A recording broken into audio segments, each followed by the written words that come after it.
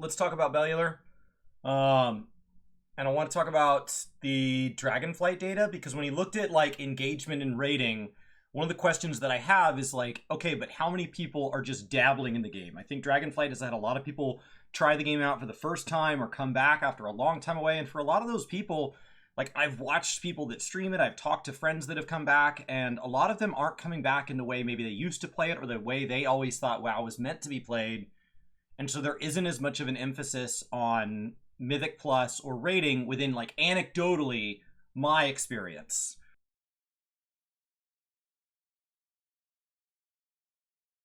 And so I'm seeing people that are like slowly working through the campaign or out doing dailies out in the world because they like the renown system, or they're leveling alts or messing around with professions in ways that they never have. And so I don't know that Mythic Plus and rating numbers on their own guarantee that the engagement numbers are bad. It doesn't mean they're not bad. I'm just saying that that on its own doesn't for sure definitively prove it.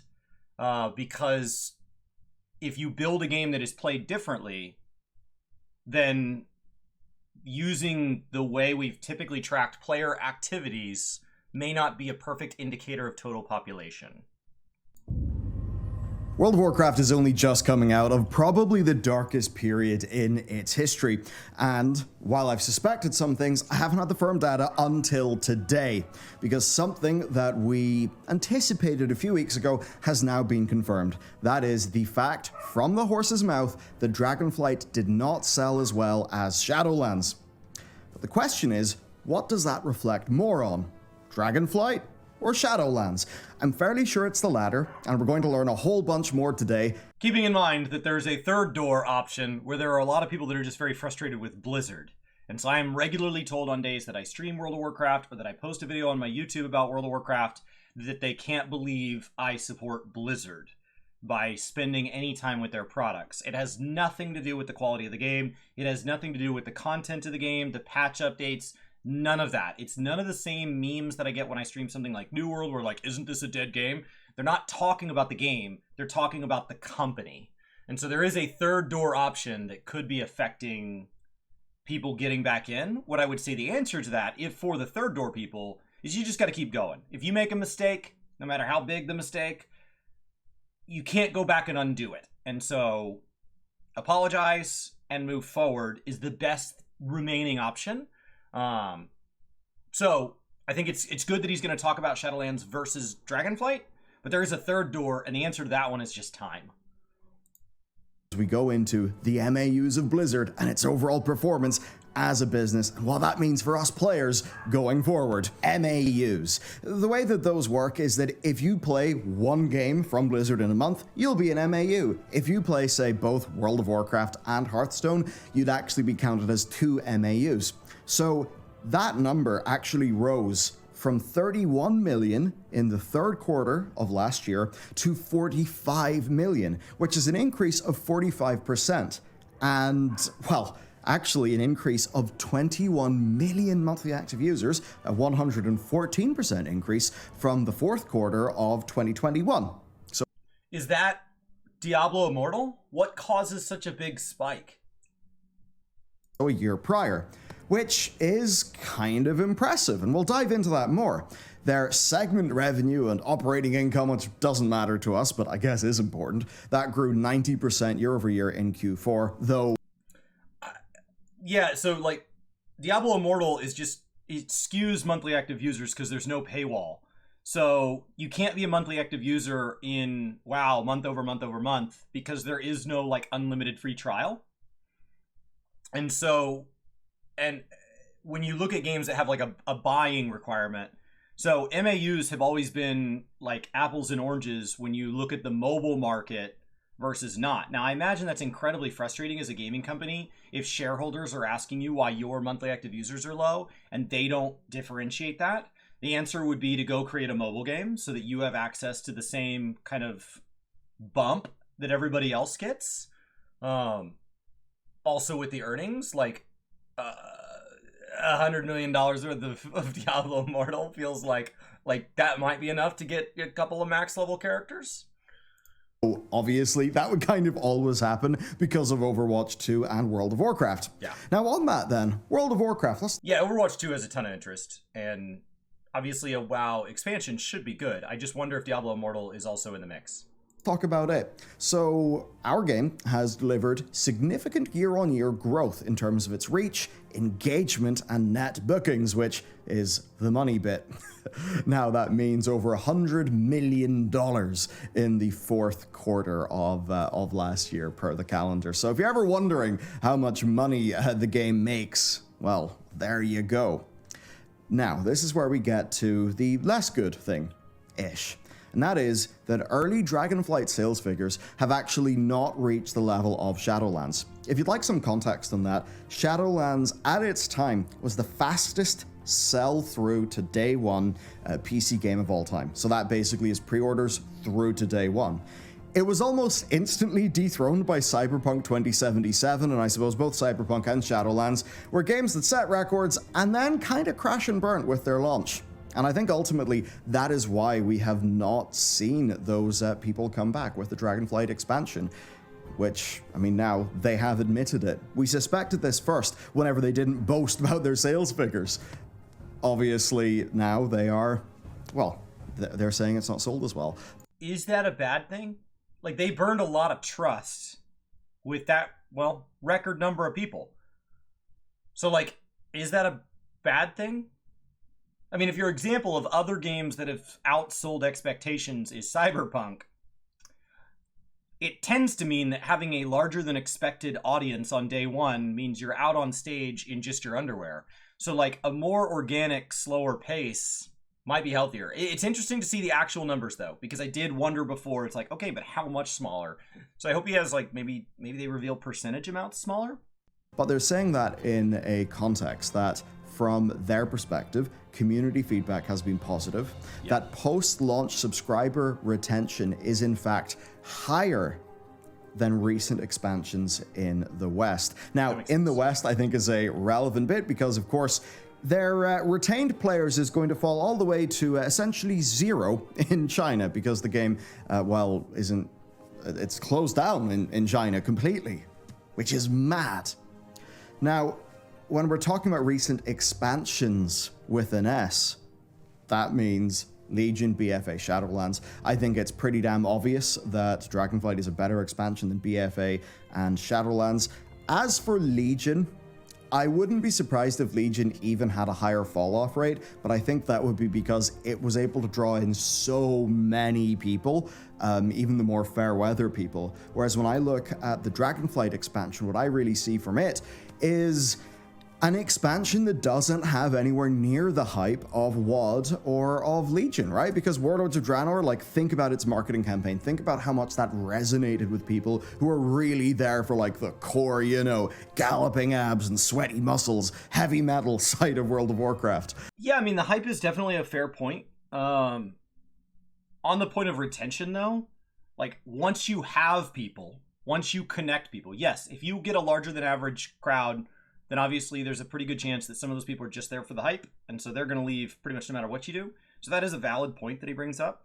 But in addition to that, some of the past expansions, like Legion, have had these systems where if you didn't get the right legendary drop, you could fail to be slotted for your raid. And so when you look at these past expansions where if you fell off an AP grind or if you got a bad roll, you got just screwed. And while Dragonflight does have an element of that, I mean, the Vault can absolutely be a day of sadness for many players. For somebody who's just casually getting into raiding, there isn't anything that feels as profound as I got a legendary drop and now I'm not going to get another one for a long time, and that was my worst one. Like, it feels more forgiving. There's a lot of ways to get adequate gear, and there's a lot of ways to get pretty decent gear. So maybe that's just from my perspective, but it feels, it's just a feeling. I don't have any data on it, but the feeling is that I can do a lot more of what I want. I can play a lot closer to my way and stay kind of caught up with the train. I'm on the back end of the train, but I'm not like letting the train ride out over the horizon, and there's no way I'm ever going to catch up. So far, I actually feel like I can kind of play my way. And from a retention standpoint, that starts to make it feel like you're not having the waiter or waitress walk up to you and say, well, if you're not going to order a drink, get the hell out. And so it starts to be like, oh, I'm still welcome here, even if I'm not kind of sitting up there in mythic whatever, slamming down reclears every week. So I think for all those reasons, yeah, people were burnt because of Shadowlands. So Dragonflight would only be able to get the most willing to come back of unretained or lost players. And I don't think Dragonflight would have had a strong enough reach because of its overall concept and its execution of the likes of the Drakthir, which, well and good for many, many people, but I think not as marketable a concept as other ways that they could have taken that. So that's a bunch of what we learned from Blizzard themselves. What I can now talk about is some of our own in-game data. So we do really once or twice every raid tier, or every season in the game, we basically look at all of the publicly available data to see how the game is actually performing. So we looked at guild raid participation metrics for the opening patch of Dragonflight, and we compared that to all recent expansions and patches within the first few months of release, so that we'd be like actually apples to apples. And what was really helpful there is that Castle Nathria and Vault of the Incarnates have extremely similar seasonal timings, which just makes those two a really good point of comparison. And here's what we found out, right? For both normal and heroic, Vault of the Incarnates did see an increase over the previous raid tier, Sepulchre of the First Ones. But the problem is, it only brought those numbers up to where they were in the Sanctum of Domination. And if you remember patch 9.1 and the Sanctum of Domination, that had experienced a massive drop-off from Castle Nathria. And right now, we, in the raiding side of things, are absolutely not at Castle Nathria level numbers. Now, that is a problem for World of Warcraft, because both Battle for Azeroth with Uldir and Shadowlands with Castle Nathria had very large spikes in their graphs. So of course, this does very much line up with those sales figures that are reported by Blizzard, that they are lower, and that is something that originally we're able to sort of deduce during our research and analysis.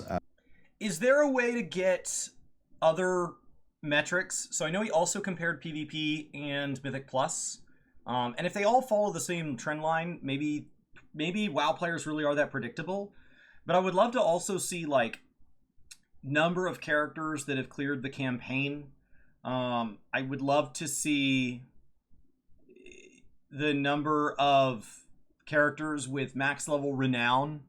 I would love to see the number of people who have 2 or more professions at cap or something like that, that's all like achievements. And I don't know if there's a way to easily pull that data, especially pulling it in the past. I think a lot of what they have here is that they're pulling them at set points in time. They're putting it in a spreadsheet, and then they're keeping that spreadsheet up to date. And so they have data that's not necessarily public because it was public at the time, but like it continued updating, and they like took a snapshot. And so their internal data is a nice history there. So like I would love to see other methods. It would also be really interesting to see number of free trial numbers and kind of see, are we converting new players? Because right now I think World of Warcraft has a very real problem with the number of players who bought into the hype in previous expansions and tried the game and got burned, especially in recent history. Whether that was their first expansion or they had returned for it, I think if Battle for Azeroth or Shadowlands defined your opinion of World of Warcraft, you're going to be a harder conversion with Dragonflight. And so there is an element of like, if you want to grow, look at all the people who've never tried World of Warcraft. People who you haven't made mad yet. That might be a good place to start. It's one of the reasons that it's really odd that this game has never come to console. I understand that Ian is aware that like with add-ons being a big part of the community, but Dragonflight is the most powerful the game has ever been natively, and they don't seem to be stopping on that front. And so when you talk about moving to other platforms or moving to other markets, obviously giving up China, not a great start.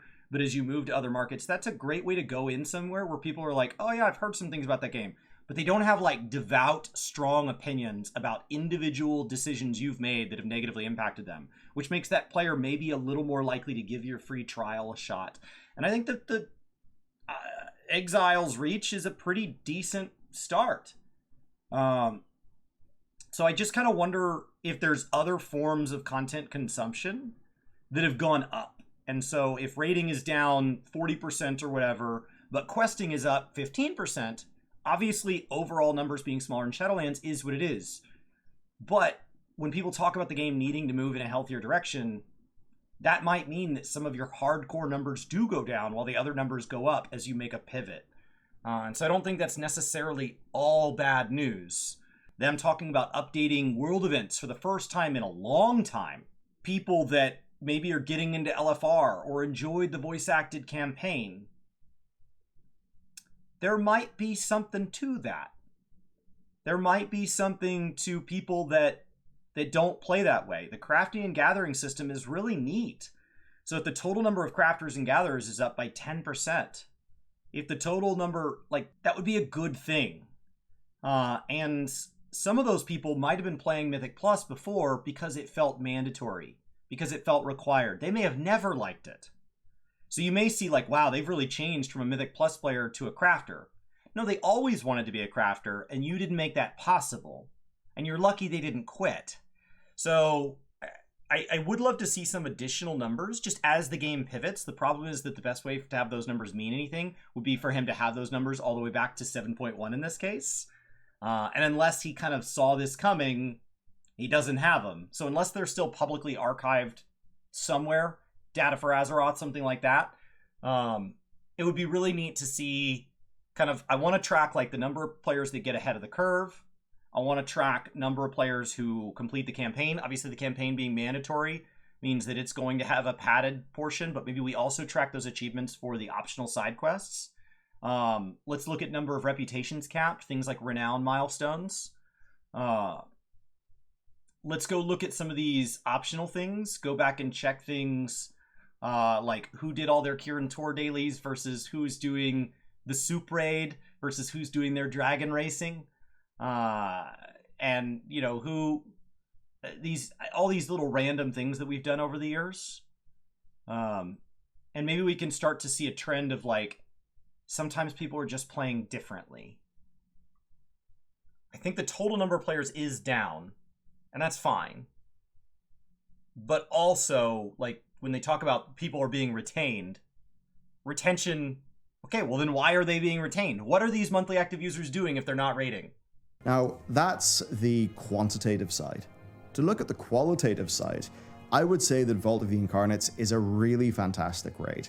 And as we concluded in our past statistics video, Dragonflight's launch is likely a success by most metrics that matter, right? There is a measure of success, but ultimately, it is a situation of a strong but not giga hype foundation being laid down. And that ultimately what will matter then is how they're able to grow this game from that foundation. Now, Blizzard themselves, or Activision Blizzard Corporate, I suppose, did say that, look, the WoW team has grown, they've been growing the development teams, and that from what they can see, player sentiment is way up, player retention is up, and that to me is the most important thing.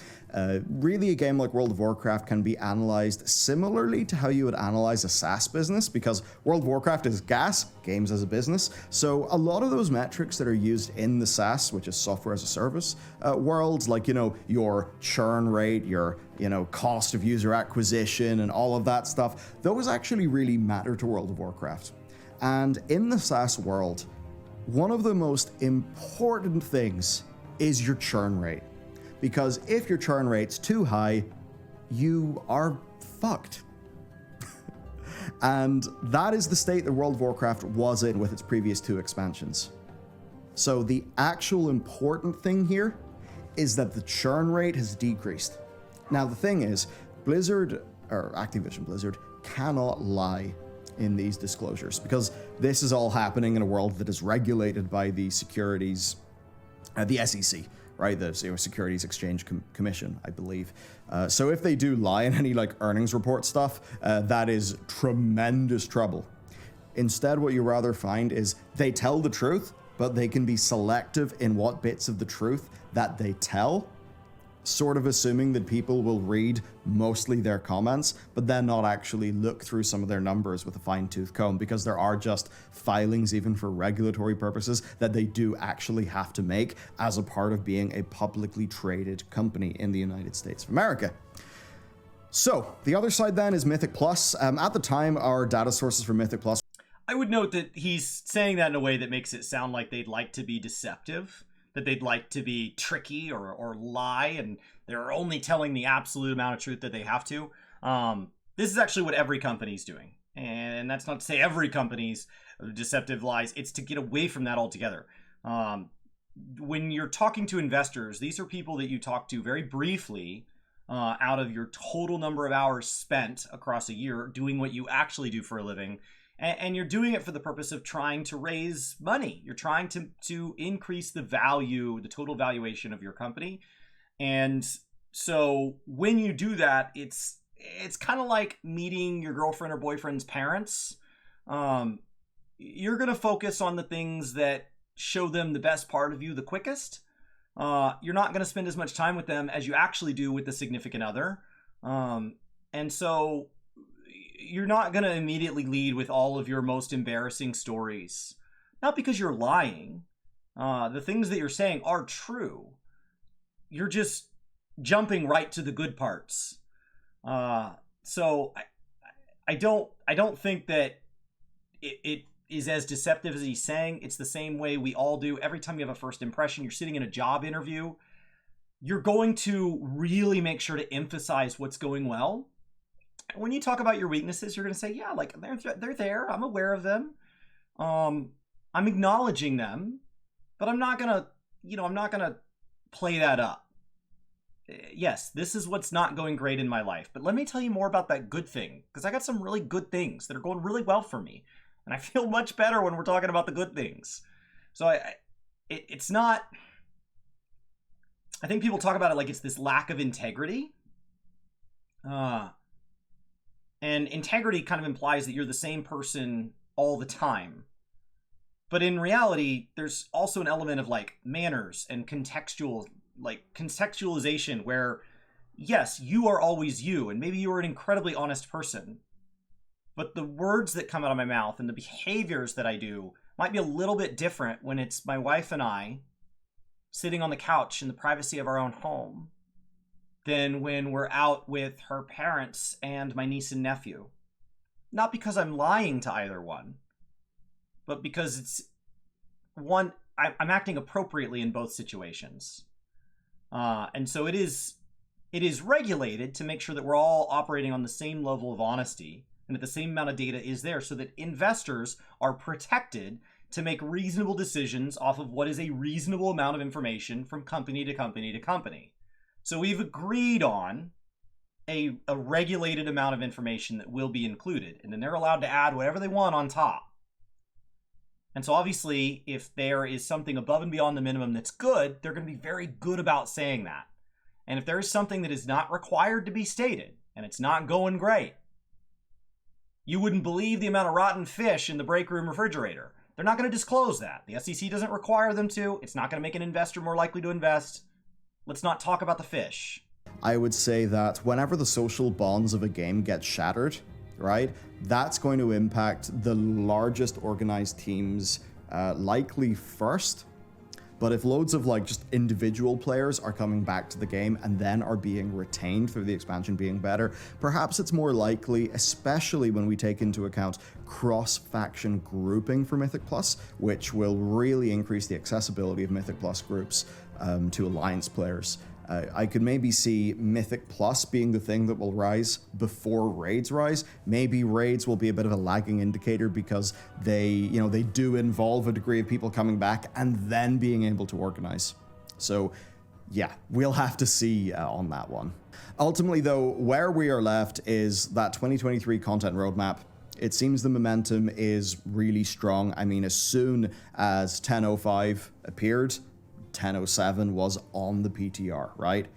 And 1007 actually does seem to have a pretty good amount in it. So all those things basically are on the up for World of Warcraft. To round things off though, I do just want to do like a few little general Blizzard things.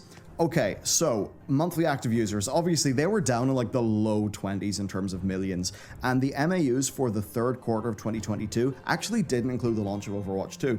So what we can see then is it going from 31 mil in Q3 to 45 mil in Q4, a 45% increase. That will be driven, that won't be driven by the launch of Diablo Immortal, because it launched in like a previous quarter, you know? And I don't believe, like from what they said, it was just holding strong rather than having any large growth. In that case, it's Overwatch 2. And do you remember Blizzard actually saying that something like 20 million people had, played it within like the first whatever amount of time? That, unfortunately, getting excited about stuff like that, like lots of people will try a game and decide it's not for them. The new Hogwarts game yesterday had over 1 million people concurrently watching it on Twitch.